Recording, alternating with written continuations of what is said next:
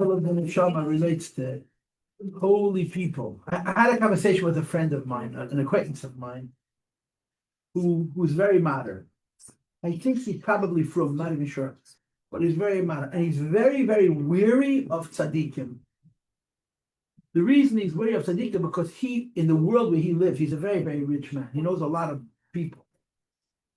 And the minute you start talking about tzaddikim, right away it becomes Yoshke, it becomes Christian, and it becomes human worship and the whole thing. So he's very wary of it. So yesterday was like Bo'emer, so we had like a conversation, like a fabrengen. And I said to him, he grew up here. He was once a Lubavitcher. He's still a Lubavitcher in his heart. In his practice, he's what they call Chabad light. He's like featherweight kind of light. That you know and I know that this is all about tzaddik. Holy people who carry the whole world. So he says to me, Rabbi, you and I probably believe the same thing about tzaddik. But I'm so weary. Because if you say it the wrong way, how other people hear it. You know? Hasidus is all about a Rebbe. I'm older than you. I remember the Rebbe. And when I was your age, I didn't understand. Hasidus is all about tzaddik. From the Baal Shem Tov on, every Hasidus, the credibility of Hasidus is a Rebbe, is a tzaddik. But the point of Hasidus is not the tzaddik. The point of Hasidus is us. But the tzaddik gives us something. The tzaddik gives us something. The tzaddik gives us something that translates into living a certain way, to a ma'aseh b'poil. It's not some kind of a spiritual or emotional experience. It translates into action, to living as a yid. And no day represents that uniqueness like a Lag BaOmer. Lag BaOmer is a celebration of tzaddik, celebration of Rebbe's, a celebration of one human being, a basar v'dam, one man, one person, one woman, who has so much kedusha that they spread it around. And everybody is lifted up because of them. He passes away. And the light that he releases in the world is felt 1,800 years after he died. It's not normal. It's a weird Yom Tov. It's a very weird Yom Tov. Since when did they make a Yom Tov of somebody passing away? Rabbi. Because when he passed away, he didn't leave. When he passed away, as the Alter Rebbe says in Tanya, he was not contained in his body, in the whole world. He had the light of Rabbi and the influence of Rabbi. And that influences emunah, that influences simcha, that influences betachon, that influences tshuva, that influences humility. Every good trait comes from Rav Shimon Bar Yochai. And like I can have J.J. Hecht, you say all the rallies, that Rav Shimon Bar Yochai of our generation. And one of the things about Rav Shimon Bar Yochai is his Ahavas Yisrael. The holiest Jews love the lowliest Jews. It's funny. Not so holy Jews have discrimination, who they love, who they don't love. They have to be like a little bit good, you know. The biggest tzaddikim love the biggest Rishonim. Not because they don't care, but because they do care. That's the koyach of the Rebbe. That's the infinite Rebbe, our Rebbe. Somebody said to me, the Rebbe is like Rav Shimon Bar Yochai. I said, no. Rav Shimon Bar Yochai is like the Rebbe. I know it's a radical thing to say, but it's the Rebbe is Ahavas Yisrael. You know, the earlier Rabbeim, there were people that they didn't like. The Rebbe says, how could there be a Jew I don't like? That's the whole mitzvah, to love every Jew. Yeah, but your grandfather's grandfather said that this guy is no good. He said, well, I don't know how to explain that, but I'm supposed to love every Jew. The Rebbe once edited a sikha about koyrach that he himself said. And in the sikha that the Rebbe said that the Rebbe can help any yid except a yid who starts up with the Rebbe personally, like koyrach did. So they wrote up the sikhas for the Rebbe to edit, to print and look at the sikhas, and the Rebbe crossed out the whole piece. Where they wrote that a Rebbe can help any person, except for a person who starts up with the Rebbe, they crossed it out. And he wrote on the margin, Haloi zehu heipach kol inyan haChasidishkeit. The whole inyan of Hasidus is that you love the person who hates you. You love the person who torments you. You love the person who starts up with you. This is Yosef HaTzadik. I'm learning a mind by Yosef HaTzadik. This is Rav Shimon Bar Yochai. And the thing is, it's a real power. Meaning, you never saw the Rebbe in your life. You were born many, many years after it was possible to see the Rebbe. But his holiness touches you in a way that changes you practically. So even though you can't explain it, you can't deny it. The Kedusha of a tzaddik transcends time and space completely. and it lifts you up, and it gives you joy, and it gives you humility, and it gives you the power to do tshuva, and it gives you the power to be a Jew in a day-to-day way. He doesn't do it for you. He doesn't take away your free will. That's what you have to understand. That Rebbe, a tzaddik, does not take away a person's free will. If you don't want it, he's not going to stop you from not doing. But he wants to help you. But you have to have trust. Hashem helps us if we help ourselves. And that's like Ba'ibet. You make a fire to bring people together, to sit around and look at the fire. Do you ever get bored of looking at fire? Never. You get tired, but you look at the fire, you make a fire. This is a yem. You put up a torch, people gather. You make a fire, people come to see it. It's just the nature of fire. So you make a fire, everybody gathers around the fire. What's the fire? Shema Yechoy. I don't see I see a fire, yeah. But you came because of Shema Yechoy. Now, Goyels, Kinderlach, we're learning Baruch Shalom. And we're doing the 10th of the 10 utterances of creation, which is Baruch atah Hashem Elokeinu melech haolam, Okel av harachaman hamahulu b'feh ameh. Right? In other words, the 10th of the 10 utterances of creation is connected to the actual bracha. For those of you who were here last week, you know exactly what I'm talking about. If you were not, I am sorry, but we're going to take off like a horse runs out of the gate. You understand? I'm going to start the class, okay? What's the 10th utterance of creation? The 10th utterance of creation is Hashem told Adam and Chava 3 things. Kru Arvu, make a lot of babies. Milu es spread out to the whole world. And Kivshua, conquer the whole world. Kru Arvu, have many children. Kru means sustain your numbers. Every couple needs to make 2. Every man and woman has to have at least 2. Uravu, every couple should make more than 2. Umilu es spread out to the whole world. Kivshua, and tame the world, harness the world, make the world yours. So you have to think about this, okay? Hashem created the world with 10 utterances, right? Hashem said 10 things, and the whole universe came into being. So of course it says in Tanya that 10 is really only general ma'amoris, basic ma'amoris. It's really 10 times 10 times 10 times 10. There's many, many more ma'amoris than 10. But the basic utterance that the Eibishter made is only 10. And many of them have to do with the planet Earth. The universe is very expansive. You know that the universe is very, very big. And the universe is very massive. There's a lot of physical stuff in the universe. The Earth is tiny. But on Earth you have life, and you have intelligent life, and you have Matan Torah, and you have the purpose of creation. So the first utterance is, in the beginning God created the heaven and the earth. That's to do with the whole universe. The second utterance, let there be light, has to do, I'm assuming, with the whole universe, although I'm not sure. The third utterance, let them make the separations, is already on earth and heaven. The fourth one, to separate the land from the sea, is for sure on earth. The fifth one is that the world should be blanketed with grasses and trees and sedges and mosses, is also on earth. The sixth utterance, which is about the sun and the moon and the stars, that's up there, yeah. And then the seventh is about fish and birds. The eighth is about the wild and domestic animals. The ninth is about people. And the 10th is about people conquering the earth. So Hashem is going to say 10 things about the universe, yeah? If you were a physicist who was told, create the universe in 10 utterances, what would you say? Let there be time and space. Let there be lots and lots and lots and lots of hydrogen. Let there be a gravitational force. That's already 4. Let the clouds of gas coalesce into stars. And let the stars be so massive that they'll clean up all the stuff around themselves. And let there be little tiny planets rotating around those stars. And let the universe expand to encompass, I don't know how many galaxies and I don't know how many stars and I don't know how many watts and watts. The universe is massive. And then, we got one more left. Yeah, there should be a planet with some water. Right? If the physicist was taking the 10 utterances, this world would be a hiccup. You have to think about life. For that, you have to be a biologist. And somehow biologists, they don't appreciate the leap from physics to biology. They don't think. Biologists are often non-believers. Physicists are more likely to believe in God than biologists are.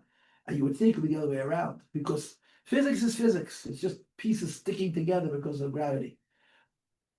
But life doesn't medrash. Ilmolu yiskansu kol mo'el. If all the people in the world would get together, lo yuchlu livrei knaf yitush echad, you would not be able to create the wing of one mosquito. Ulahachnis boy neshaman, to put life into it. This is a truth that the scientists somehow make believe it's not so important. Somehow it happened. The universe is between 13 and 14 billion years old. The solar system is 10 years old. The Earth is about 4 billion years old. Now they say life is 3.8 billion years old. How life came from not life, their explanations are so pathetic. It's such a muna. If we believed in the Abish or they believe in evolution, we'd all be tzaddikim. It's unreal. I mean, life is a miracle. When you look at the Abish's 10 utterances, you say, wait a minute, the whole universe is 2? And just this tiny little planet has the rest of the other 6? And says, yep. And there's 2 reasons. First reason is because life's a big deal. Physics is one thing, biology is another. Biology is another thing. Intelligent life, sophisticated life, the higher levels of animal intelligence, alachas become a human intelligence. It's taka very small. And there are stars and there are planets and there are galaxies that are much, much, much larger, but a living thing is a miracle of incredible proportion. When the Abishta wrote the 10 utterances, he divided them up in a way that the Abishta sees as a big deal. The whole universe is one utterance. Light is a second utterance. The stars and the sun and the moon is the third utterance. All the rest of it is what's happening on Earth. Separations, land and sea and vegetation and birds and fish and mammals and reptiles and amphibians, and then people. Because the Torah divides up the utterances based on how the Torah sees what's a big deal in creation. But the last one is the most strange. Because the last utterance is Hashem not doing anything. You know, Hashem spoke a few words, and the whole planet became covered with grass. The whole planet, the whole earth. Trees, grass, sedges, moss, legumes, tubers, flowers, every kind of vegetation. There's not a spot on the earth where things don't grow. Now, of course, there are places where things don't grow, but they could grow. The Abishta made the earth, the Abishta put into the earth that it should be living. If you put cement over it, it's hard for it to grow, but you need the cement long enough. Something will crack through the cement and something will grow out of the cracks in the cement. It's a living planet. That's one utterance. All the fish, every kind of fish is another utterance with the birds, right? People are their own creation. In Asera Ma'amores, people, they look so similar to chimpanzees. We have 98.5% of our genes that are the same. But we're not just a little bit more developed chimpanzees. We are in the image of God. We're in the image of God. People are a whole different creation. Fine, so you can accept that, yeah. Maybe not scientifically, but philosophically. But the 10th thing Hashem is saying, he's not even doing anything. He's just making people the stewards of the earth. Of the 10 utterances, the 10th one, Hashem isn't saying to do anything. Hashem is not creating anything. He's just empowering people. He says, this world is yours. Why? Because the whole point of the creation is people. The whole point of the creation is that people should dominate the earth. The whole point of the creation is, it says in the Mishnah, the whole world was created to serve man. I was created to serve my maker. That's the 10th utterance. So in the Tvarach Sha'ama, where, as the Rishonim all hold, you have represented all 10 Mamadas. The 10th one, which is the actual bracha, Baruch Atah Hashem Elokeinu melech haolam, Mekel Av V'Nachum Anho B'Famoi. What do those words represent? We're going to have to find out later how. We don't know yet. The Vayla, we're talking about the Ma'amid Asiri. Hashem says to people, Hashem says to Adam Achava, I made a world and I gave it to you. And you have to say that Hashem isn't just giving us the earth. He's empowering us. When Hashem said to Adam and Chava, those 3 things, Pru'ar have a lot of babies, Miluas Aret, spread out to the 4 corners of the globe, V'kifshua, and tame and make the world your own. Hashem isn't just telling us what we should do. Hashem is giving us the koyach to do it. Hashem gave people the power to make the world their own. So that's the 10th commandment.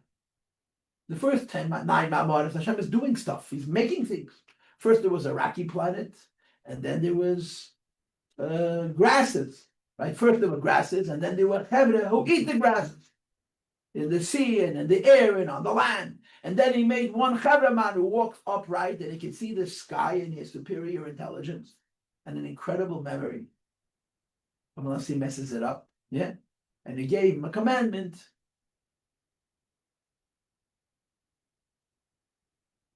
To make the world his. The last of the 10 commandments is an utterance which is really not Hashem doing something, Hashem giving people the validation. So it's different. It's different than the other 9. All Hashem is making is the koyach that people have. What is the nature of the koyach that people have? What is the nature of what koyach that Hashem gave us? He gave us conscience. And he gave us responsibility. And he gave us accountability. You like those words? Those are big words. You know what conscience means? We talked about conscience before. In the 9th audience, we talked about conscience, right? If you're not sure what conscience is, ask him his first name. What's conscience first name? Guilty. Conscience. Conscience means there's right and wrong. Animals don't have conscience. He gave us conscience. He gave us a sense of right and wrong. Then he gave us responsibility. I'm giving the world to you. You use it to serve me.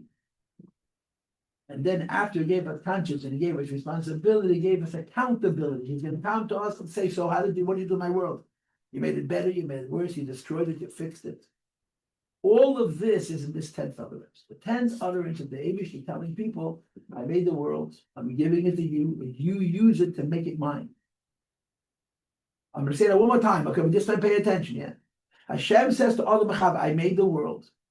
I'm giving it to you. I want you to make the world yours, but I want you to make the world yours and you should use it to make it mine. People have to make the world that the Eibush, they gave them the Eibushness. It was his in the first place. And he gave it to us. He says, make the world that I made and I gave to you, give it back to me, make it mine. But in order for people to fulfill this, they have 3 directions, 3 instructions, 3 mitzvahs in this order. Number 1, have a lot of babies.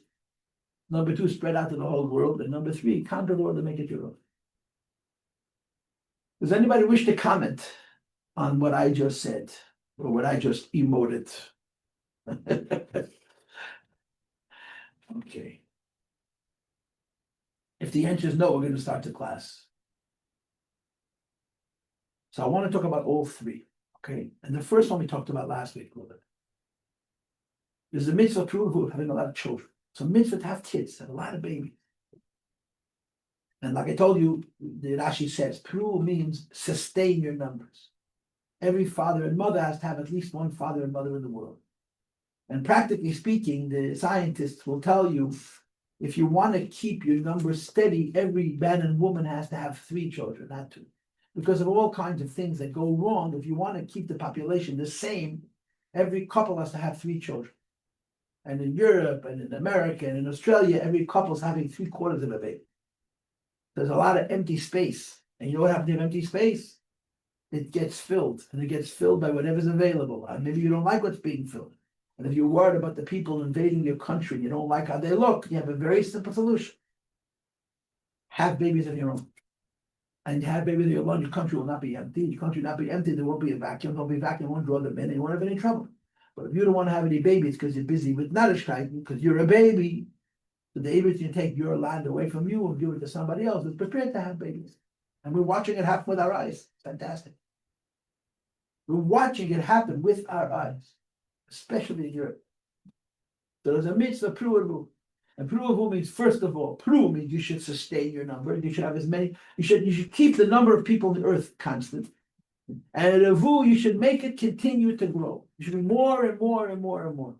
Now, I don't know if this is a fact, but I think it is. I believe it. I shouldn't say anything. I believe it. Yadumia. It's my belief. That there are more people alive today than ever in the history of the world. There's between 8 and 9 billion people on Earth. Now, a long time ago, and a long time ago means 50 years ago, there were 3 billion. I remember 4. I remember 4. The population was more than doubled since my memory. And I believe when I was a little kid, it was not 4, but it was 3. My father remembers 1 billion people. 1 billion, the whole world. So the world has multiplied times 9. The earth hasn't gotten any bigger. And they used to talk about running out of food. They used to talk about running out of water. They used to talk about running out of fresh air. But there are scientists who will tell you that with today's technology, you don't have to cut down one forest. You don't have to kick one animal out of its habitat. Just in the farmlands that we have now, using the modern technologies of producing food, you can feed twice as many people that are on the planet now. I heard the number 15, 16 billion. I read it someplace. The Eibishter made the world, and he made people with the seichel to be able to use the world. And if you use the world correctly, the world can sustain the largest population.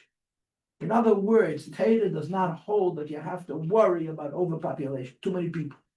Too many people in the world are saying, you know, I'm not having children. I really want to have children. I would love to have children. I would love to pamper babies and lay on the floor and play with bottles and have my shirt dirty because my kid put applesauce on it and all those other wonderfully exciting things that mothers and fathers do. I'm not having kids because there's too many other kids around. I'll support somebody else's kids who's foolish enough to bring kids into the world because there's too many people around. The Torah says there's no such thing as too many people. When all the people are born, Mashiach comes. The Gemara says that. Ein ben David ba ashichelu kavel Hashem b'shabbat. Mashiach comes, all the people are born. Now we always assume that it means Yidden, and it probably does. But I told you last week that Pruer Vu is a mitzvah on Goyim also. And if you look at the Rambam, and this is a very controversial Rambam, it almost looks like the mitzvah that Hashem gave Yidden to have children is the very, very same mitzvah that he gave to Goyim. Because the Rambam doesn't bring another pasuk. Usually when the Rambam brings a mitzvah, he brings a pasuk. And usually when the Rambam brings a pasuk for a mitzvah, he brings a pasuk that's written after Tasenes and Dibris, after we got the Torah. Like I explained to you last week about B'ris Milah and by Yidan Nasha and others, yeah? By having children, there are other psukim, but he doesn't bring them. The pasuk that the Rambam brings for having children is the pasuk that Hashem told Adam Rishon when he created him, and then he repeated again by Noach after the Mabul when he freed him from the Teva. Umilu, it's Adam and Noach, I don't know how to say this diplomatically, were both halachically goyim. And Hashem told them, have a lot of babies. And when we got the mitzvahs, one of the Tayag mitzvahs to have a lot of babies, there's no other pasuk besides for the pasuk written in the Chumash when Hashem is speaking to non-Jews. Have a lot of children. Fill the world with children, with human babies. It's a mitzvah. And I mentioned to you last week that I saw Joe Telushkin's book, and he took it from somebody else who told him that in Israel they were worried about there being too many Arab babies being born. Now, what's the solution to too many Arab babies being born? Does anybody know what I'm saying? What's the solution to too many Arab babies being born? More Jewish babies. That the Jews should have babies, that's all. But it's not good for my career, and it's not good for my girth, and it's not good for my standard of living, and it's not good for, because then I'm going to be like the Charedim, right? Only people have babies in Israel, the Charedim and the Aravim. So they wanted to do something about the population of Arabs growing fast. So they decided they're going to stop giving them money. And the Rebbe was informed of this. The Rebbe said, you cannot stop giving Arabs money when they have children because they're doing a mitzvah to Eibush. When I saw that, my mind was blown, because you can make a case that Arabs living in Israel, but they never ate, they're a threat to the Jewish people. But the Rebbe said they are doing a mitzvah. When a guy has a baby, he's fulfilling a mitzvah that the Eibush gave him. And you cannot stop a person. You get to continue to support a person. I'm worried about there being too many Arabs in Israel. Have babies of your own. You're worried about too many Charedim, Ibnei Brak, and Yerushalayim, and I don't know where else. To have what are they called? Chiloni babies. You have plenty of Chiloni babies. No problem. But there's not enough room in Israel. Yes, there is. You'll build up, you'll build down. It gets chanetz. I read someplace that I think I put it last week also. The next frontier of housing is under the ground. You can go down 10 floors, 20 floors, 30 floors. And it's easier to support those buildings because you don't have the windows, yeah, but you don't have to worry about holding them up. The Eibishter made the world to hold as many children as we could possibly create, and he gave us a mitzvah of a lot of kids. It's a mitzvah to have many children. And somehow, when we have the right number of children, Mashiach will come. It's the first thing that will come. Now, what is Hashem creating? What is Hashem creating? What is Hashem creating to help people have a lot of babies? we have to say this because our mitzvah is to make trouble. Our number one job is to be an agitated and a troublemaker and a contrarian. What it means is there's an imbalance. There are many, many different types of animals. And it's our job to keep them all alive. It's our job to protect them all. Our job to keep the Eivishter's world beautiful and diverse and sustainable and renewable, all of those wonderful things. But it doesn't make it equal. People and chickens and cockroaches are not the same. Because the Eivishter made the world for people to prepare the whole. Now that could be very upsetting, right? If you want me to lie, I could lie. I could make a new Torah that says, make sure not to have too many children to be room for the chickens and for the cockroaches. But that's not the Torah Hashem gave us. And the Torah Hashem gave us says something very different. The Torah Hashem gave us, a human being should have many babies. What's going to happen to the cockroaches? Don't know what the cockroaches, they'll be fine. Yeah, what's going to happen to the chickens? What's going to happen to the goats? What's going to happen to the rare species of animals that live in very, very small ecological niche and so on and so forth? We have to keep them alive. But they don't have a mitzvah to have a lot of babies. They have to have their mitzvah enough babies to stay alive. For whatever reasons they need to create it. In other words, the mitzvah true of who is saying, you think about it, that there is a difference between people and animals. Because every person on earth is another world. Every animal on earth is not another world. Every kind of animal. I'm going to say what I just said in other words. Maybe you'll get it a little bit deeper. Yeah. The Gemara says, the Mishnah says, Nivra Adam Yachidi. Hashem made every person by himself. He didn't make a bunch of people. He made one person. One person. A man and a woman are potatoes considered one. A man and a woman together are considered one. That's how they look at it. Animals, he made many. Why did he make one person? Oh, there's many, many reasons. And one of them is to tell you that everyone is as original as Adam and Chava. They have 100 people. They don't think alike. They don't act alike. They don't speak alike. They don't feel alike. They don't do alike. They're different. And if you have not 100 people, but 10 billion people or 9 billion people, no two are alike. Animals of the same kind are very similar. There are personalities amongst animals as well. I'm reading about it now, and I didn't. But you can't forget people. You have 5 people in the world, we have 5 worlds. You have 600,000 people in the world, we have 600,000 worlds. There's the Abraham in Tanya Bracha, that you mentioned in the morning, Brachas. If you ever come to a place and there are 600,000 Jews, you're supposed to say, Baruch atah Hashem Elokeinu melech haolam chacham harod. Chacham is the wise man, Razin of secrets. How could you make so many people in the language of the Gemara? Every single one of them looks exactly like Adam. Every single one of them looks exactly like Chava. And no two are alike. No two think alike. No two understand alike. No two feel alike. No two sense alike. No two speak alike. And no two act alike. Hashem has an ability to create so many people that are so much the same and yet so distinct. So more people means more days or opinion. More animals means the same day over and over and over again. So there's got to be animals. But people, as many as possible. Every human being that's born and grows up is another world. I read an Indian proverb. Don't ask me how I got to an Indian proverb, but I got to an Indian proverb on a train from Boston to New York in the middle of the night on a trip once. The Indian proverb says, when an old man dies, it's like a library is being burned to the ground. I'll say it again, but this time think. When an old person dies, it's like burning a library to the ground. You understand? A human being in his life has thousands of experiences. Those experiences inform him. They make him wiser, they make him humbler, they make him better. And he's a repository, he's a whole library of books, of ideas. There was a little kid, he didn't know that he could have known, but he didn't know. Now he knows. And when he died, that library is destroyed unless you somehow preserve it.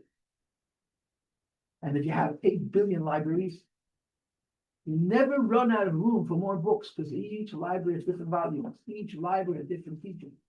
So Hashem says to people, you have as many babies as possible. What about everything else? You take care of everything else, but you have as many babies as possible. There's not a mitzvah there should be maximum number of chickens or goats or cockroaches or birds. The mitzvah should be enough.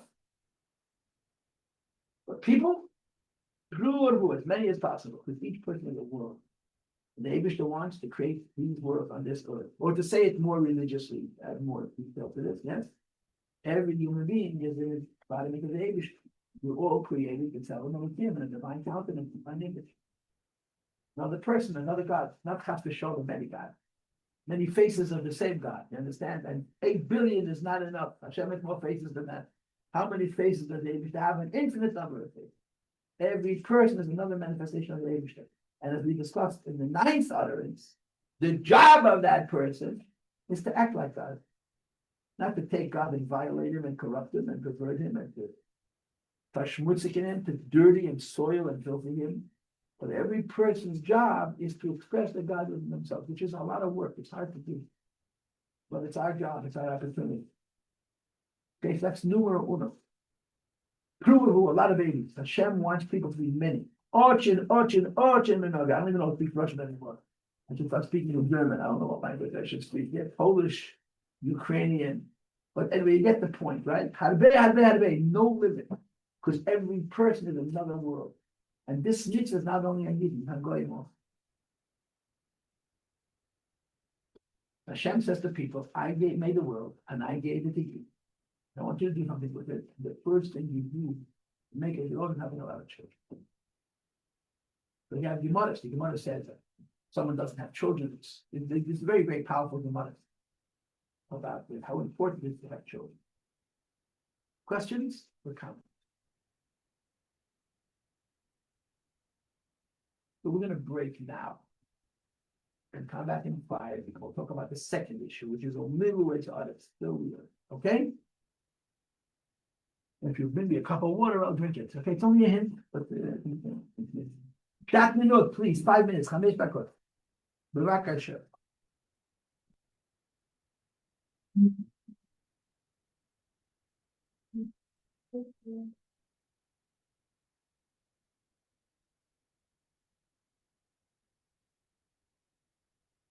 Mazel tov. Yes, Baruch Hashem.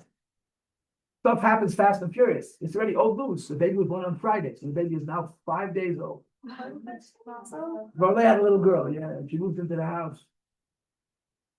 My wife is a tzaddikus, and I am her husband. To be married to a tzaddik, you got to be a tzaddik. You know why? Not because you become righteous, but because you have no choice but to be a tzaddik. So she takes care of her children. She was in the hospital from Thursday afternoon till an hour before Shabbos. Well, 30 hours.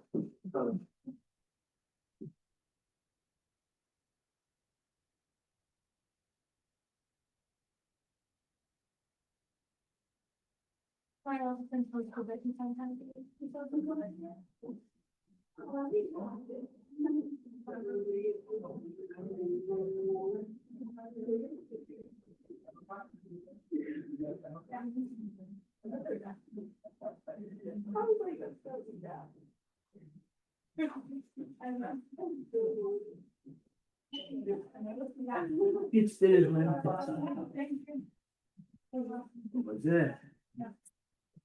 Thank you.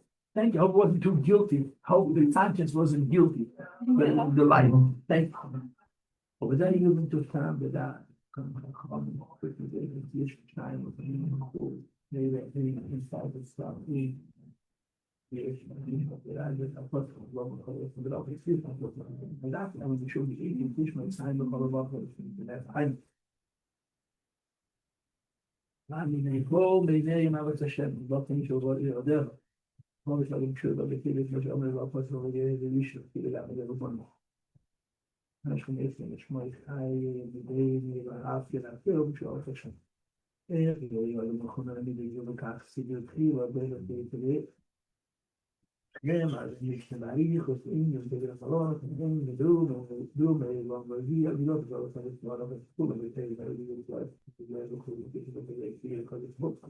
Way my should move the way, very in the south, you can get more of a Hey, my fan, and I said to you, that for the about the fish, even I'm speaking the same as first of all, but I have to fill up one of the really crazy. You need a coat for my radiation. Here, so when we use nickel, it came, feel it, non full of time. The hour that I guess I was. The thing about the thing to the thing to get done, I really have to start from here. I need to audience. Living with what I was the time of this job. You have a lot of homes that are with you. But I know because the family, you know, it was a huge. You say it out, give us a team to the whole floor of my life. Born over God, you're going to look at the book and you can see the real. It's a cool thing, it's a cool thing to go to. Come on.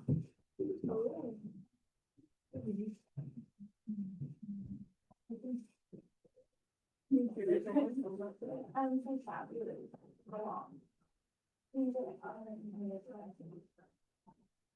You can finish this for the village.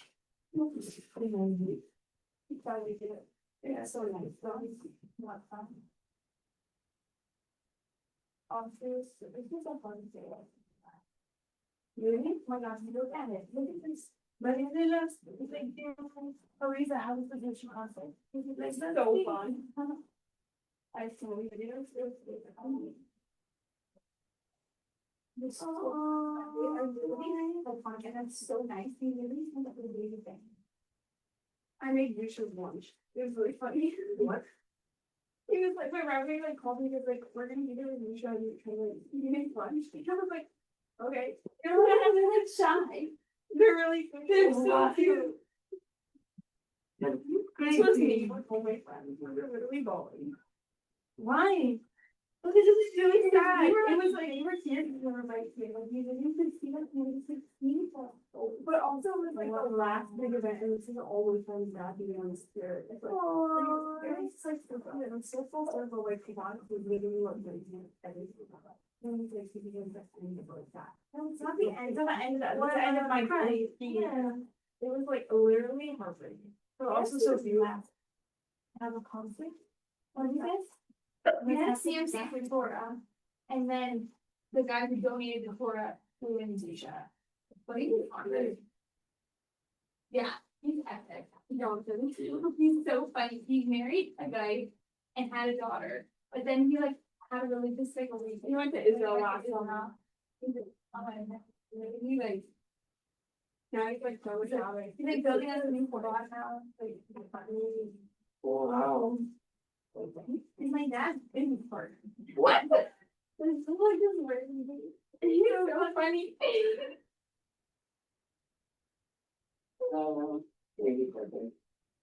Maybe something. Really like. My question.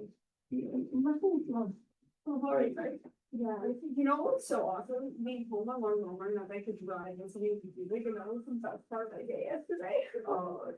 I think they were asking me to put the windows down. I did not think it was that. But then see it. I think that's secret with that. But they do not have the place. Is your place? I want this one. I know we should have. Yeah, right? They're at the bottom.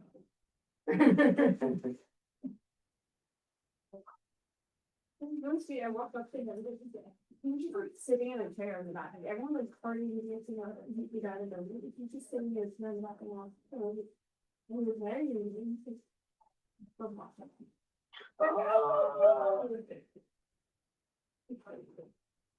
Thanks, first.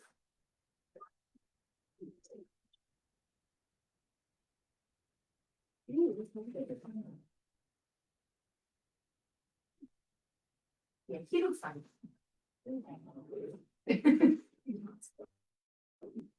No, no. I know. Be crazy. Literally, because the 44 was so good. It was way on back out of our fly. Like 5 behind us, really falling on top of their head while they were performing. There was 500. We had 500. Oh, what? What else is security guard? Yes, everyone do. I did. I stood at the front. I checked everyone. No, I don't feel insecure. No, I know we had. You go had fun. security guards doing metal stuff and protectors, but I was the one that was like getting your name on the video bracelet. But I think you will need help, I don't feel. Yeah, I got it. Okay, I made everyone write 770 on the hands when I ran out of wristbands. But it was smart, because they said, I won't put X on my hand, and I ordered mine, just put X on me. Oh, you know, we don't know about. That was really just freaking wild. I have the cutest picture of that. He was like so excited. You are friends, he likes to go stuff. Even you didn't understand on your own. You know, you want to. Yeah, I'll be my friend on this side. Oh my God, I'm like.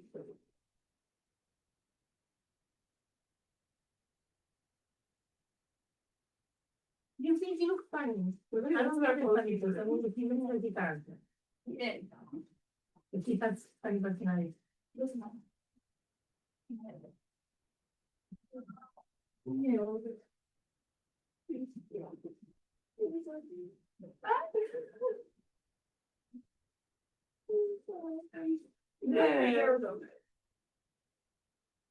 No. Oh. No, I might do the summer thing. Right, what are you thinking of? Oh, we're doing this. I don't know, should I? No. No? They're doing it, I don't know, I think that's it. I'm staying in New York. They left Leah Ferdinand from the second, before the second year. Oh, yeah? A lot of girls do it, like Shira, she did it. You know, like you have to really sound I'm like. here, Yeah. I'm the Filipino student. I want to be learning. So, what do you the thing that came to? I think that it's really, you go and without like expectation that like you're gonna learn so much, yeah, you're gonna learn. You're going thinking it's gonna be like. What do you want? Where? Nothing is. Nothing is. My phone teaches most of the space. I know, but my phone has one class a night, I'm not doing it every day. It's 1 hour per day of learning, per night, I'm not I'm not, Most of them. so what's the point of saying? Aren't we one less for the easy? Like for you.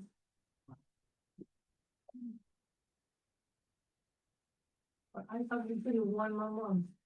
I want to take advantage. It's very cool. I know that it's yeah, you know, anything else? I don't know anything else. Yeah. Yeah. I need to be in New York. I know my phone call. No, right. Too late to, I know, that's what I'm saying, I like it. I like it, but I'm not doing it. I also like what we try, but I'm not doing it. Why not? Okay, shall we? It's a little more than 5 minutes, right? It's more like. Maybe we can do it. Okay, let's go. You ready? Okay, so the next thing is umilu etharim. A lot of it, it's spread out to the whole world. I believe I mentioned this last speech to you.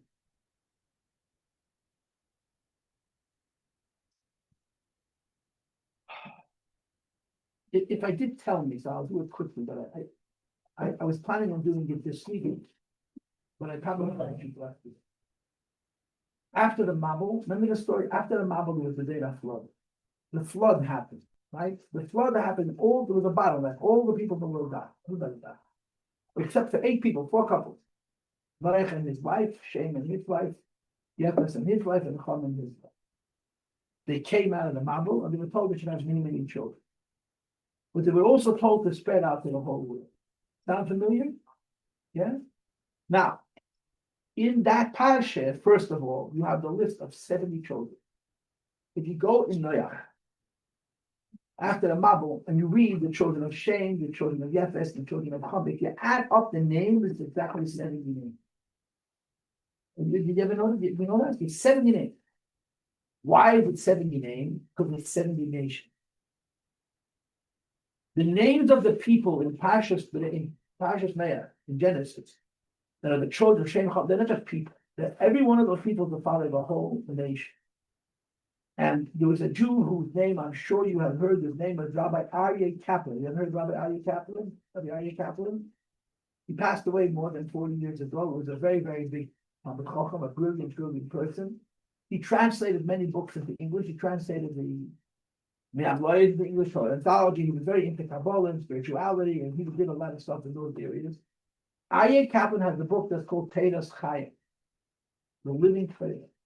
There's many books called Teiras Chayim, but he has a book called Teiras Chayim. I own a copy of that book. I would encourage you, if you have a building a library, and of course you're only going to have Chabad books because you're a diehard Chabadnik, but you should get Aryeh Kaplan's Teiras Chayim. It's very interesting and it's very different because he does something most people do not do, which is he was brilliant. He talked many languages. He was smart like Steinsaltz was smart. I don't think he was as smart as Steinsaltz, but he was a genius. He was a physicist. He was one of those people, very, very, he was about children. But he was very, very, very smart. He passed away at 48, he died very young, but he accomplished an enormous amount in his life. Rabbi Aryeh Kaplan did. And he uses the Targum Shimon. The oldest translation of the Torah is to Greek. It's before the Targum Onkelos, the Targum Yerushalmi.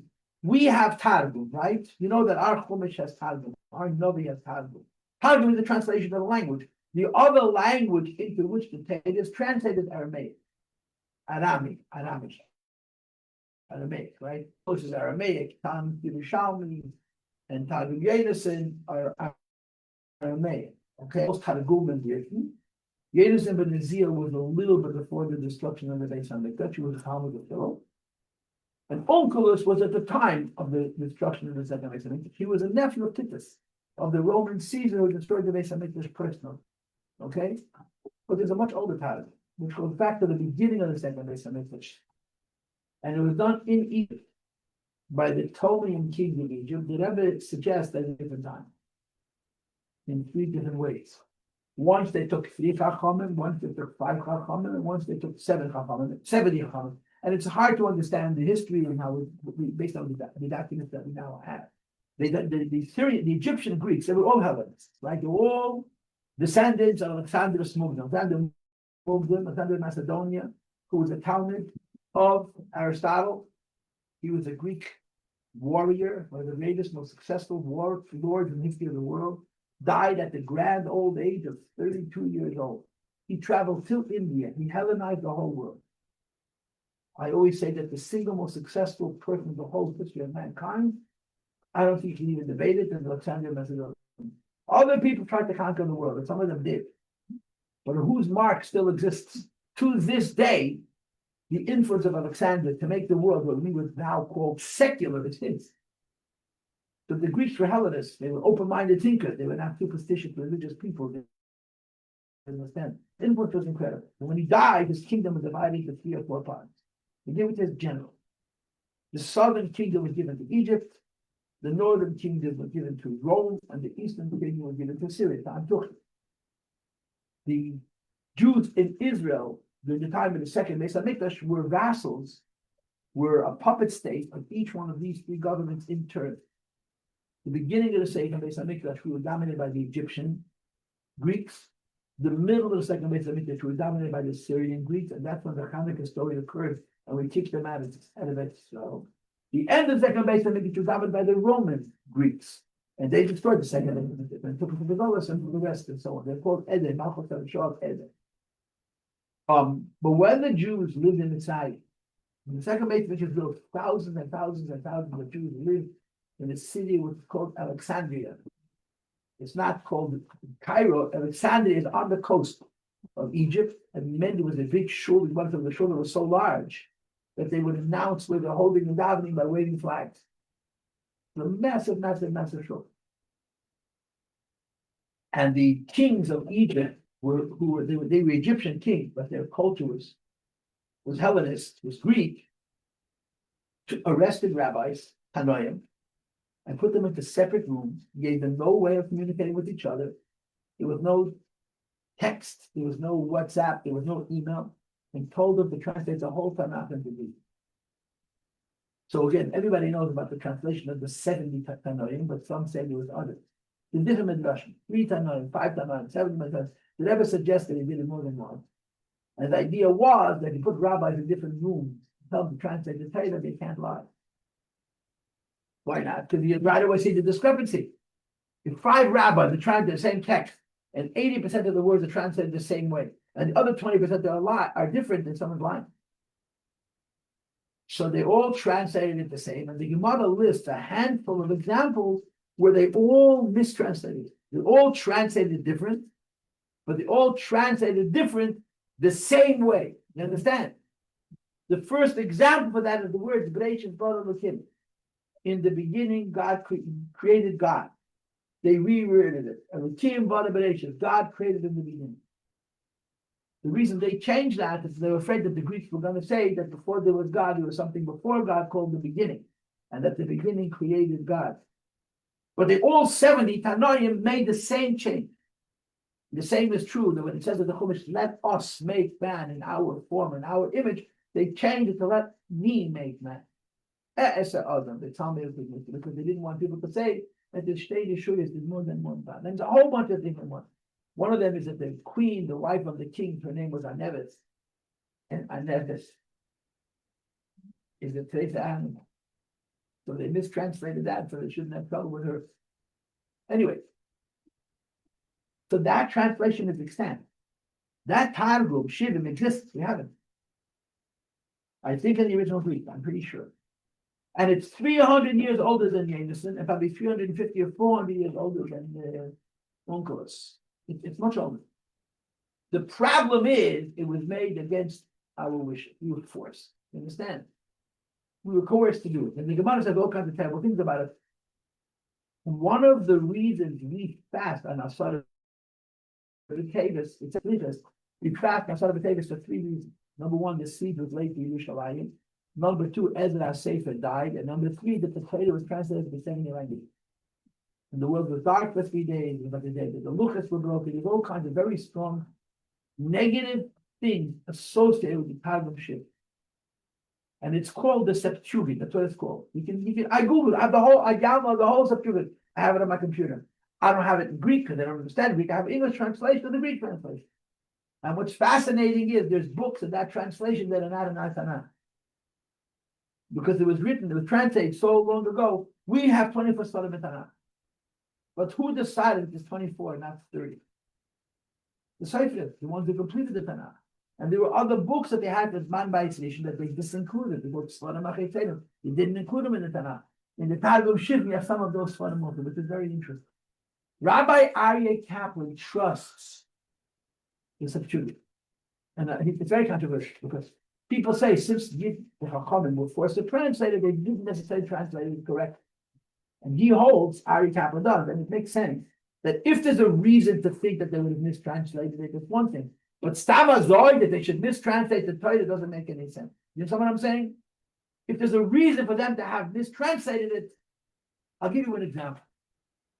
There are 7 kosher species animals, 7 types of kosher animals, 7 types, okay? Ari to Eva, no, the Ake to Eva, Zoma, there's 7 types. They're up there already, okay? There's 7 types of kosher mammals, okay? 7, that's just 7.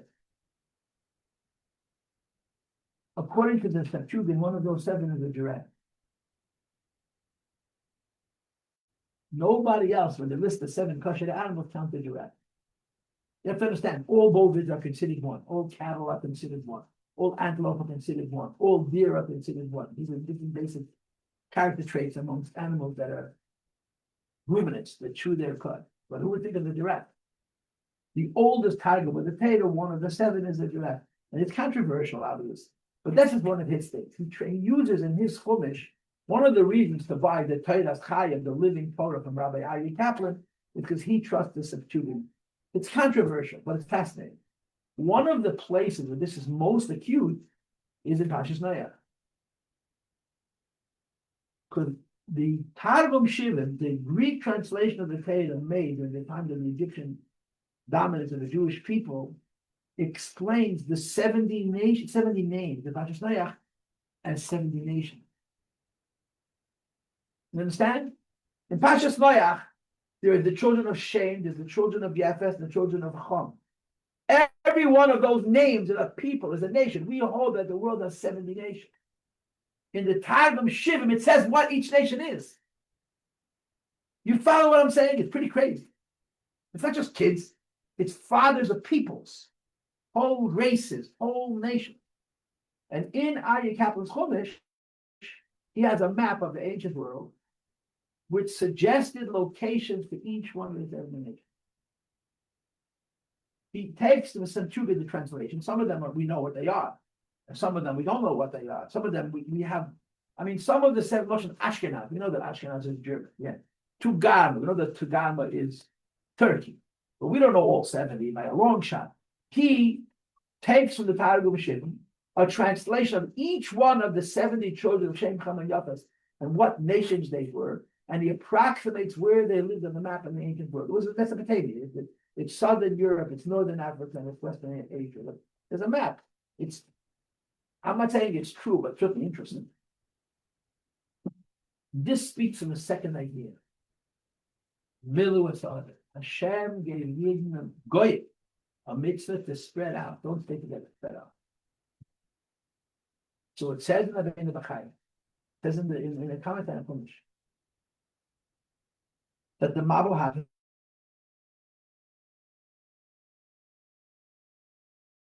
And the kids began to spread out. Why? Because they were told to spread out.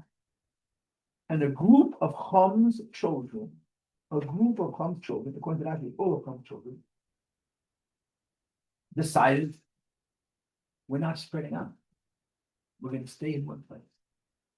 They wanted, it's a really weird story. If you read the Chumash, the story doesn't make any sense. When you look at the Midrashim, the Farshim, you have 100 different versions. It's hard to know what they did.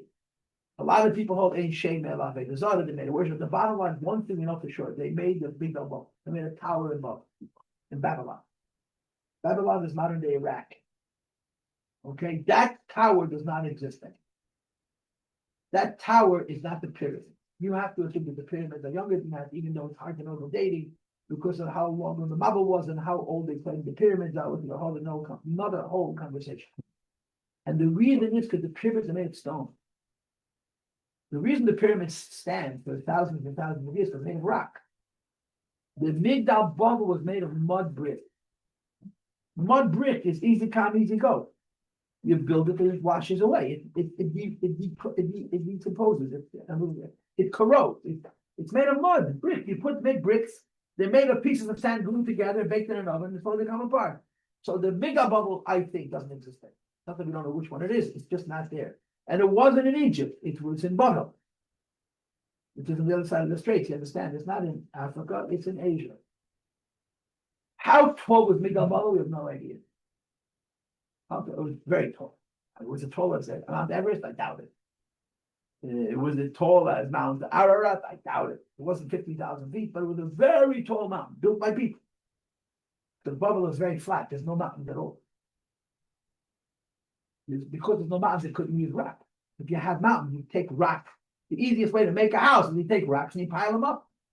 But in Babel, there's no rock. It's itself full of rock. That's everything is built out of natural stone. In Babel, there is no rock. It was very flat. So they took sand, they made mud, bricks, and that's how they built a home. They built the Migdal Babel. And according to the Rabbi Bechaya, all they did was build a tower to stay together. So you need to think about this, people. This is Chum. Chum is the bad son of Shem, right? His kids said, we want to stay together. It says in Midrash, it says in Chazal, even in Rashi, that these people were doing the big Aveda.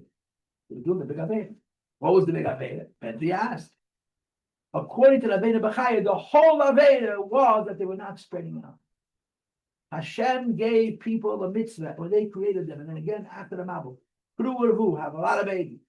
Umilu es haaretz, spread out to all four corners of the earth. Move apart, move apart, move apart. Don't stay together. Go into Africa, go into Europe, go into Asia. Figure out how to cross the straits and get into the new world. It's a mitzvah. Find your way to Australia. It's a mitzvah. Spread out. And a couple of the kids said, we want to stay together. So then I wanted to point out the irony.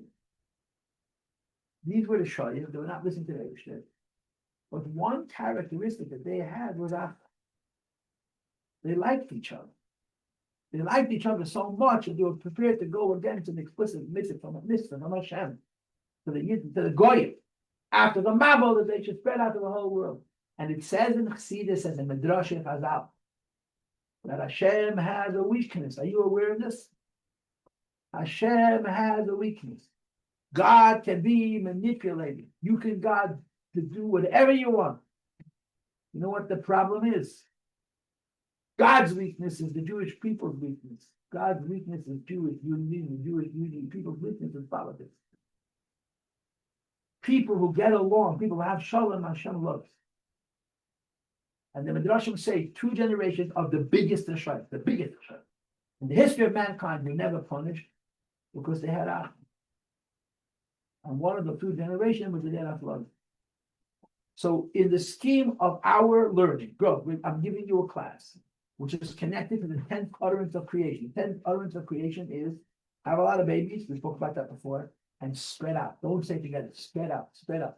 So the group of Goyim, which we want to stay together because we like each other. And they built this tower, very, very tall. They should gather around. Gather around. Gather around. Now, people have been building pyramids all over the world. You know that they found in Central America and South America pyramids. You know that, right? In Mexico and in Guatemala and in Peru, all over the Americas, you find pyramids. Some of them, they're step pyramids. They're not like built like Egypt, but they're very smooth. They're step pyramids. They find in the middle of the jungle. They're finding under the jungles whole civilizations. They all say, all the historians who study the American civilizations say that the American civilizations rose and fell on water. They would come to a place with a lot of water. There was a river, there was streams, there were wells, and they'd run out of water. They would literally kill each other over water. They'd make human sacrifice over water. So they build huge civilizations. They'd be very successful. More success, more people need more water. They would touch and run out of water.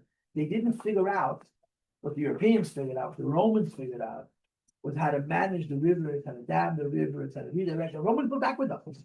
The Romans built pipes that carried millions of gallons of water into the city of Rome from the rivers and lakes far away.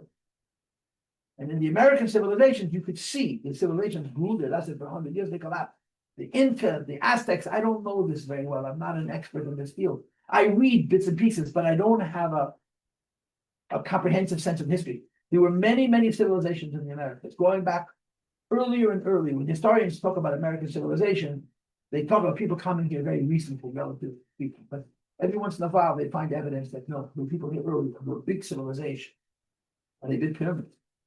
In other words, the idea of building a big, big tower that people should be able to see it from far away, which is written in the Chumash, repeats itself all over the world. What's the other? Hashem said, spit out. Said, spit out. Said, spit out. Hashem wants people to go to every corner of the earth because that's what He made us. He made us to make the world ours, so that we should make the world that He made ours His. So in the Chumash, it says they built the Tower of Babel. They built this tower. The tower was a symbol of their unity. They're staying together, they put the same language, they're the same culture, they live the same way. I guess you can say they worship the same God, whatever they believe. And the Eibishter did not allow them to stay together. He forced them apart. It says in Chumash, Hashem says to the Malachim, I cannot punish these people. You know why I can't punish these people? Because they have the one thing that makes me weak. Achdus. They have the one thing that makes me love them. They're not listening to me, but they're not listening to me because they want to stay together. And the Eibishter said we're going to spread them out. How did He spread them out? He changed their language and changed their race. They started to look differently, to speak differently. They started to compete and they separated. The Eibishter created the world that people should go to the farthest edges of the world. That's the second mitzvah. Middle of earth, fill the earth. Now, this is, of course, from a perspective of history, how people study history, very controversial for all kinds of reasons. But the fact of the matter is, you see people migrating. People are constantly moving. They were constantly spreading out, spreading out, spreading out. All the scientists say that mankind began in Africa. According to Taylor, mankind did not begin in Africa. Mankind began in Ghanaian, which is in Asia something, not in Africa. So, okay, Cassius, there's questions and questions and questions which have no answers. When you learn Taylor, you leave those questions for a different time in a different place. The answer to all those questions is, this is true. I believe it's true. I don't know how to answer your question. I want to move on. I told you this last week, I think. But the Rebbe said once, in the tape, the Rebbe saying that they found in caves in Central and in South America, Hebrew writing. It's the Semitic writing. Hebrew writing. And the Rebbe, it's a big, how do you get a hit on the and he didn't speak about the Mabel, which I found interesting. He spoke about Adam Echad. All man started out in Gan Eden. Gan Eden is someplace in Asia. It's east of Eretz 32 degrees east of Jerusalem. I don't know where that is, but it's someplace in Asia. And they radiate from there to the whole world. Because Hashem gave them a mitzvah.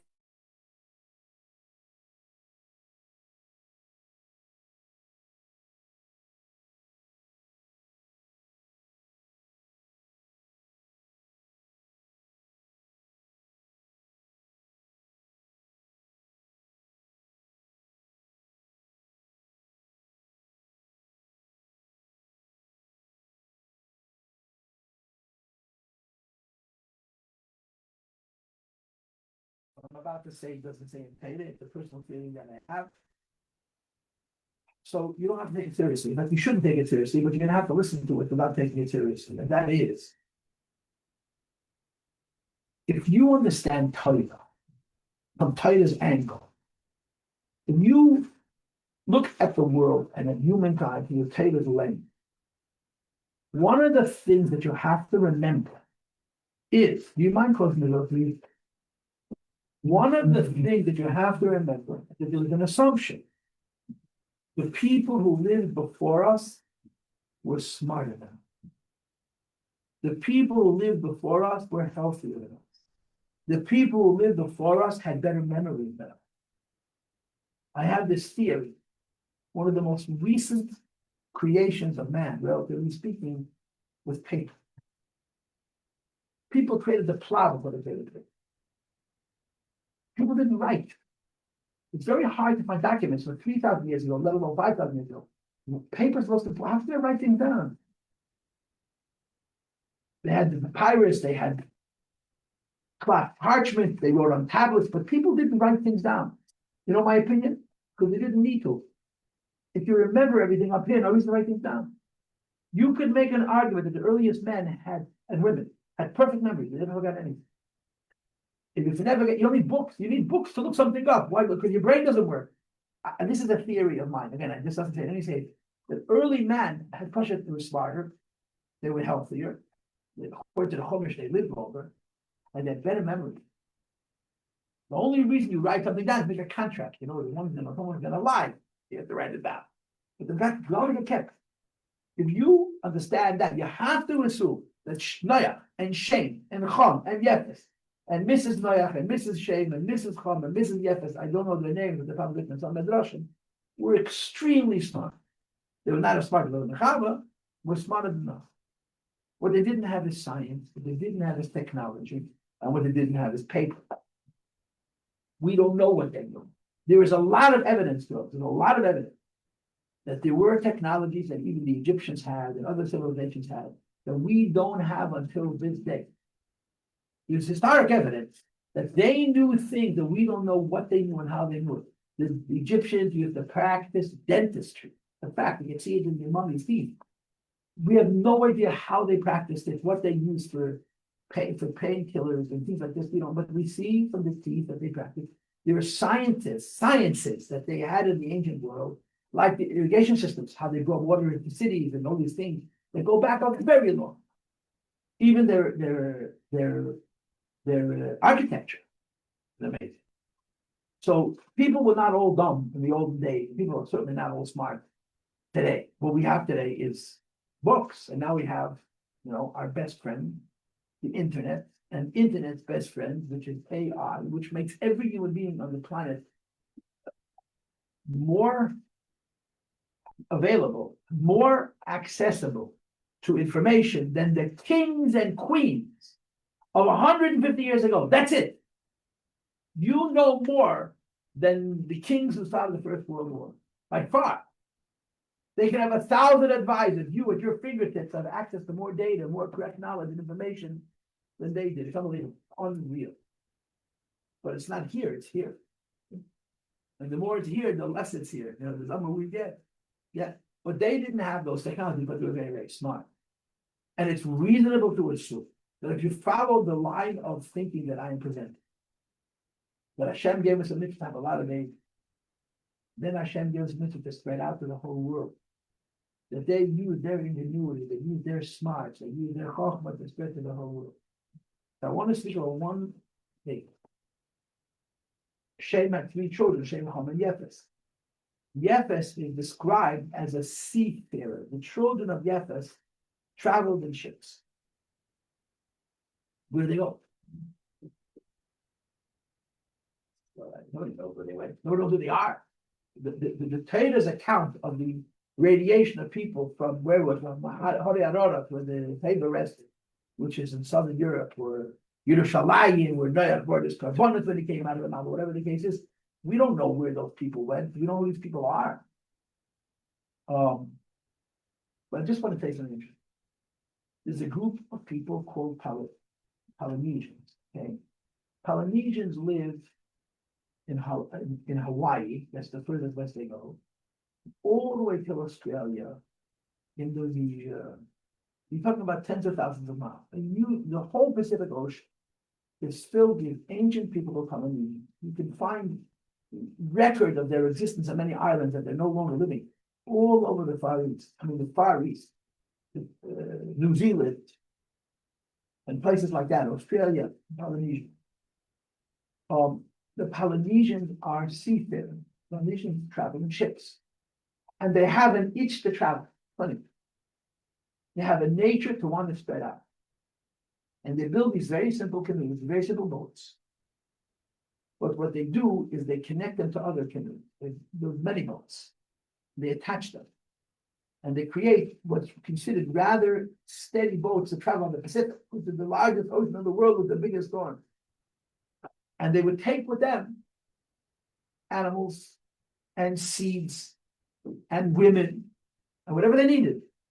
And they would go out into the ocean, find a new piece of land, and settle it. They would multiply, and then their kids do the same thing. Polynesians exist many years ago. I had a woman in my class who came from that world.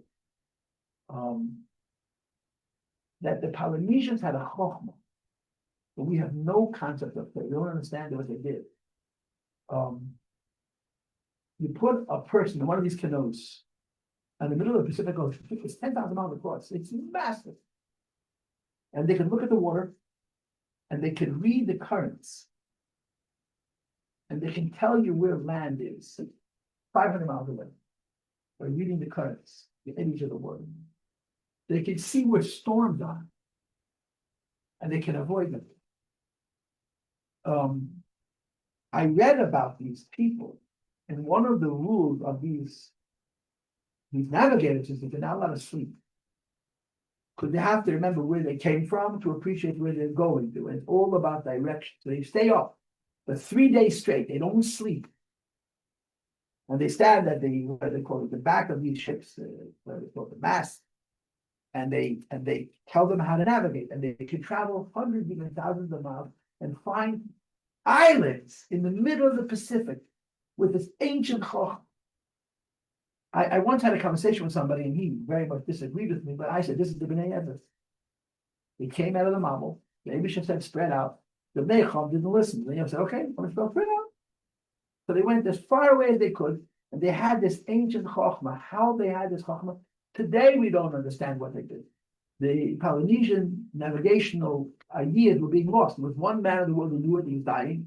And apparently he taught it to some of his Talmidim, some of his family members, that the Chokhmah should not be lost. This is an ancient wisdom that scientists don't begin to understand. Anyway, I am bringing this up, even though that has nothing to do with the Torah, as an illustration of what, if you read the Chumash, you could think happened after the Mount spread out. It explains how people came to the farthest edges of the world, even the Americas, a very, very long time ago. It was a mitzvah to spread out.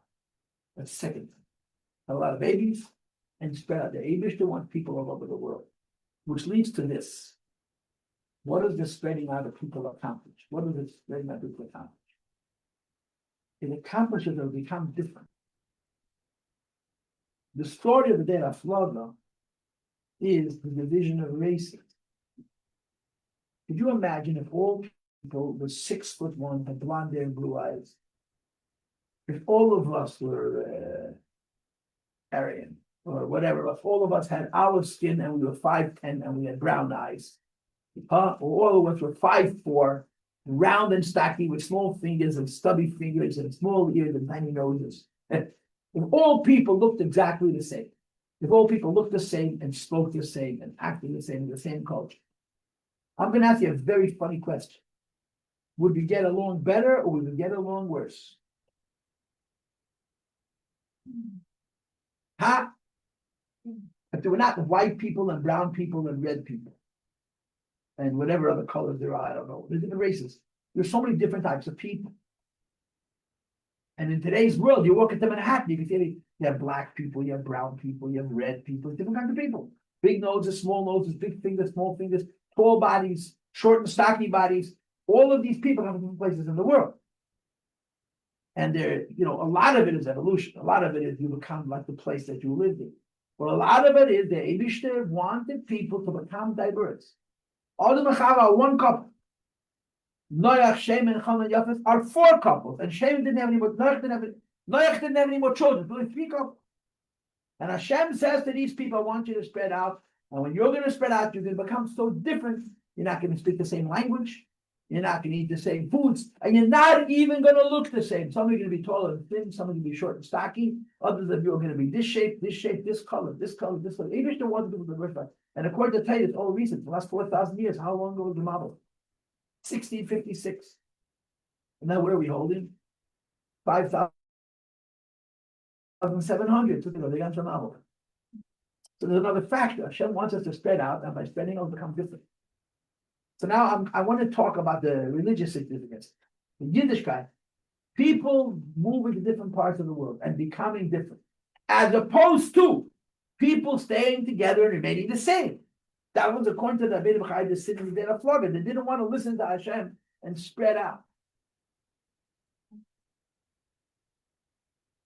So how do you understand? How do you understand it? I'm talking on religious grounds, okay? I'm not talking psychology, I'm not talking sociology, I'm not talking geography, I'm not talking history. I'm talking Yiddishkeit. Hashem told people, spread out, become different. What's the cover? What you should be like? I'm putting on my glasses to see a different facial expression. Huh? What's the dead? So let's start off with a simple thing. The simple thing is unity. If we're all the same, are we more unified or less? In ways, it's a lot easier. Why is it a lot easier? Because we share everything. We share values. We share our content. We look the same. We speak the same. We act the same. We do the same. So now, let's just use our imagination. If all of us, all people in the entire world looked exactly the same and sounded exactly the same and did the same things in the same way, would the world be a better world or the world be a worse world? I think the answer to that question is one or the other. It wouldn't be the world we live in. It'd either be more fighting or less fighting. Less fighting because we're all the same. And more fighting is because you don't group together. If there's red people and green people and brown people, the minute you fight, you join the people like yourself. But if we're all the same, if we're all on one team, say, in my mind, this is thinking. Before the Abishah told people to spread out and diversify, all people were the same. From a level of achdos, were they better off or worse off? Yeah. You could say they were better off because they didn't fight at all. Why should you fight people like you? But why do people fight? Let's be honest. Why do people fight? Why do people fight? I mean, why do people fight? Why do people fight? There's a lot of reasons. But the simplest people fight is the resources. There's one piece of bread and two people need to eat it. There's one piece of land, two people need to live on it. There's one cup of water and people to drink it. That's what people fight. And of course, people fight for very stupid reasons, like you just said. But that's the most elementary. People fight because they're competing. So if you look the same, you look different, it makes a difference. If there's enough food, everyone gets along. Look at the world today. We get along because we're too lazy to fight with each other. We're so spoiled, rotten, bad, doesn't matter. But there's food to eat. Fast fish on the mind, there's no food. You know what's going to happen to this world? You're going to see the worst kind of animalism and mankind ever. The people alive today tell themselves they're better than their ancestors. They're so much worse. They have no principle. They just have a lot of food, a lot of everything, and that's good. Keeps the peace.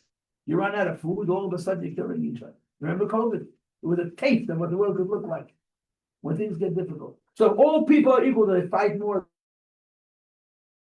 They fight less. That question. When it comes to the Abish that's telling us to diversify, before the Mabel, it didn't happen. Before the Mabel, all people did look the same, but they all acted the same. So maybe, if you will, there's like Hashem tried this way, and then he tried this way. The best way people could be is they should be all the same. What did we do? Then the Chumash, what we did, it's Chamos. You learn Chumash? You heard of the Chumash, right? You heard of the Chumash, the Jews have a book, and then go to that. The world was full of corruption.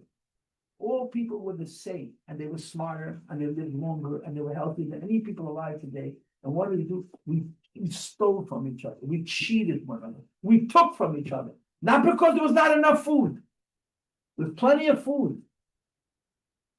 Jealousy, competition. I could. But she says, I could. I'm stronger than you. I'm going to take your wife. So after the Mabel, okay, no, I'll make nobody different.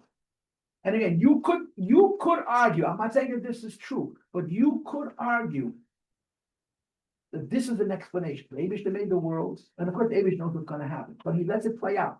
When he made the world, all people were exactly the same. He gave them very long life, gave them great health, gave them superior intelligence. And what did they do? They stole from each other.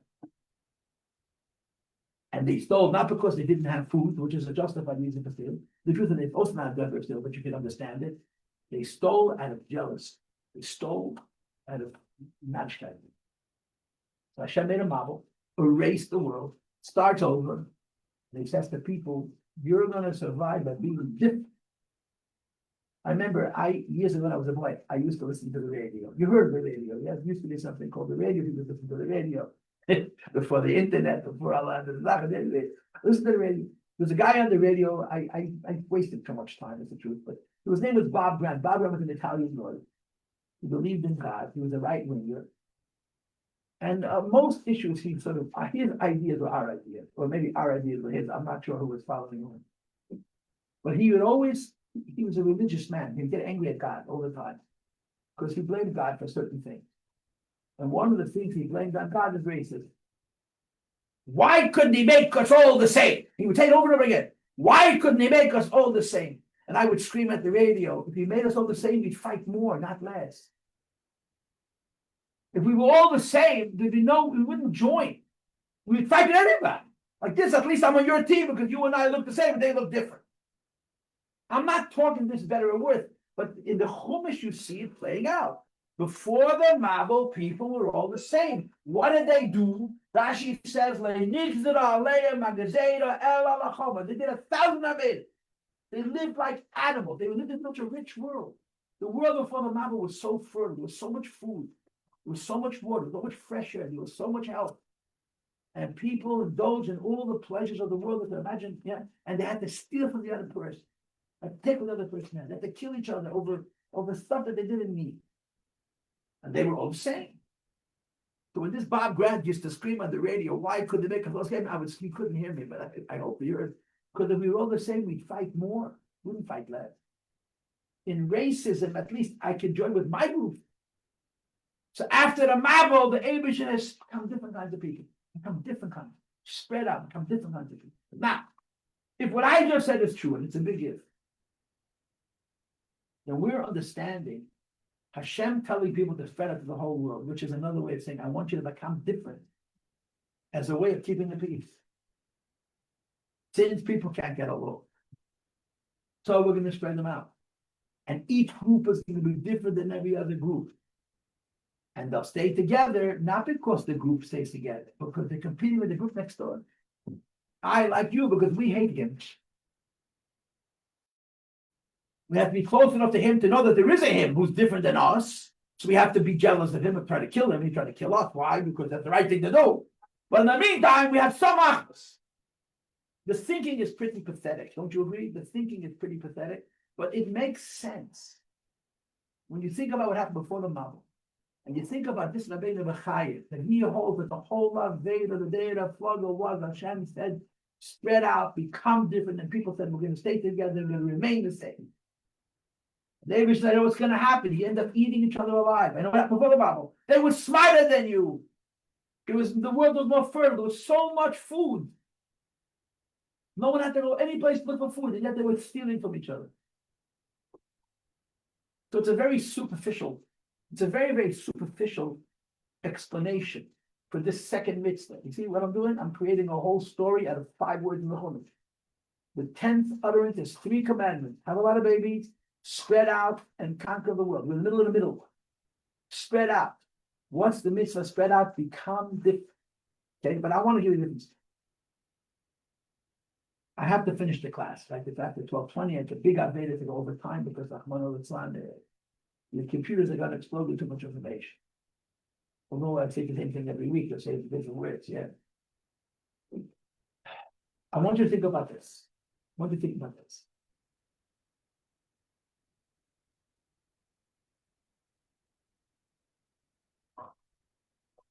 The human body starts out as one cell that divides. 1 becomes 2, 2 becomes 4, 4 becomes 8, 8 becomes 16, 6 becomes 32, 32 becomes 64, 6 becomes 28, 256, yeah? Right. You went to biology, I did. Now wait. At some point, instead of just dividing, it begins to diversify. In the genes, there's a code that says chain. And that original cell, some of it becomes brain, some of it becomes eye, some of it becomes heart, some of it becomes lung, some of it becomes the tongue, right? Some of it becomes the liver, some of it becomes the kidneys, some of it becomes the pancreas, some becomes the spleen, some becomes the intestines, some becomes the bone, some becomes the muscle, some becomes the skin, some becomes the nails, and so on and so forth. One cell produces a huge variety of different types. Now, if a person, what's the most important part of a person? A brain, right? If you have more brain, the better. It's called cancer. If you have more heart, is it better? You have to have the right amount of brain, the right amount of heart. 2 brains is today. Yes, I can have. A person has 2 heads is today. So health consists of variety and integration. Something is healthy because they have every different type. Each one does something different, and together they create a system that's perfect. Correct? Yeah? That's what David is doing. Well, you're going to have to come back in a week to hear about this. But I just want to finish the class by telling you where we're holding, okay? We're talking about the 10th utterance, which is not really something that Hashem made. It's an empowerment that Hashem gave people. The first one is have a lot of children. We started it last week, we continue today. The second one is spread out, and we're adding to the word spread out, diversify. Superficially, the question is it about achdus? Are we better off if we're the same? We're better if they're different? The Eibush had an experiment. He made us the same, but we killed each other. But there's a deeper idea. The deeper idea is that everybody needs every other. We're not whole unless we join together in our diversity, like a single person. And we'll continue this conversation in a week. I don't know if I'm saying it's true, but it's certainly interesting. It's certainly interesting, yeah. Okay, good afternoon, Kinderlach. You come back, you must be enjoying what I'm saying. I'm certainly enjoying teaching. Thank you for the order.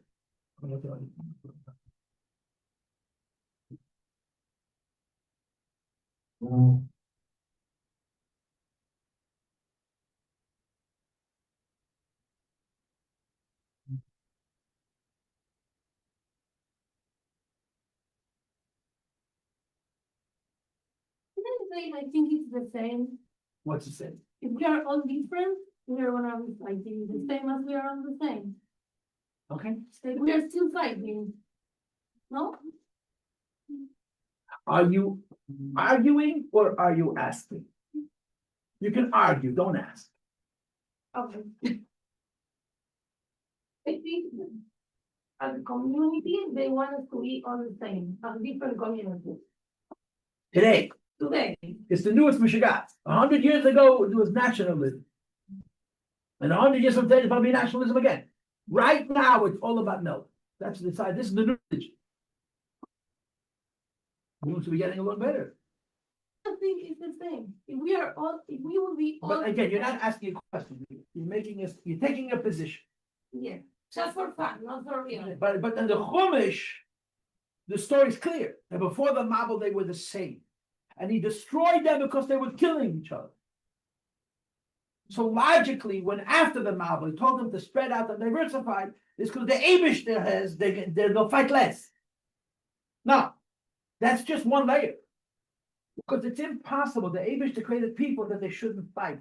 The Abish made people that they should make peace. But there's a greater, deeper peace when different types of people get together, when they're all the same. That's the source.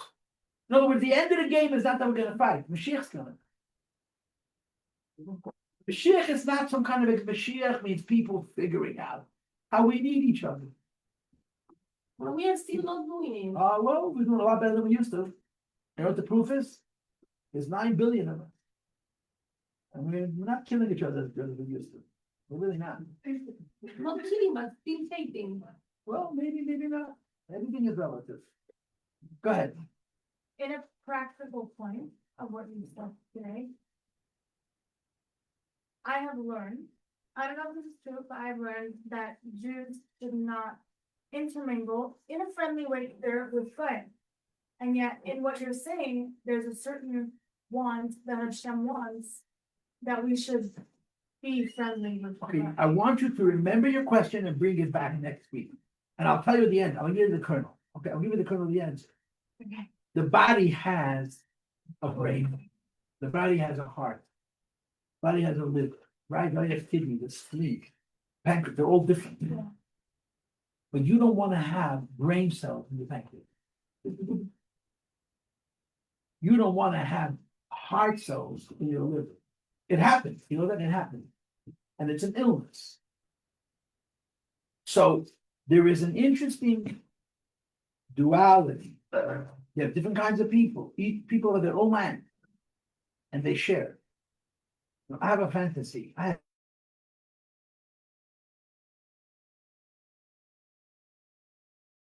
Goy goes back to his country. To tell you the 70 nations, not 209, or whatever number it is in the UN. And every Goy has roots. Those are Yidden have roots, every Goy has roots. And the land which their ancestors come from, it has a natural connection to them. In other words, Torah doesn't believe in what we do today. They believe people are all the same. They're not. Mashiach is going to come, Yidden go to Israel, and Armenians are going to go to Armenia. And the Kurds are going to go to Kurdistan, which is going to somehow exist again. And so on. So there's two sides to the coin. A, we share. B, there are distinct countries.